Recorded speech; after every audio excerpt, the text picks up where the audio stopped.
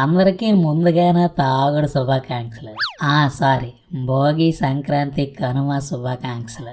ఒరే తాగుబోతు బావా, ఇప్పటి నుంచి ఎందుకురా సంక్రాంతి శుభాకాంక్షలు? ఇప్పటి నుంచి ఎందుక?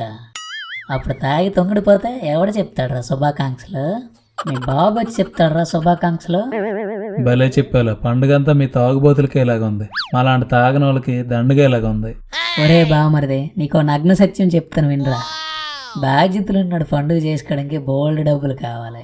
అదే నాలాంటి తాగుబోతులు పండుగ చేసుకోవాలంటే ఒక కోడి 3 సీసాలుంటే చాలురా. పండుగే పండుగ. అయినా రోజు తాగడానికి సిగ్గులేదురా వెదవా? నాకెందుకు లేదు సిగ్గు? సిగ్గు చాలా ఎక్కువ రోజు బాబు. ఆ సిగ్గు పోవడానికే ఈ మందు తాగేస్తాను. ఇది తాగిన తర్వాత సిగ్గుపడి మరీ పారిపోద్ది. ఇక మిగిలిందంతా ధైర్యమే.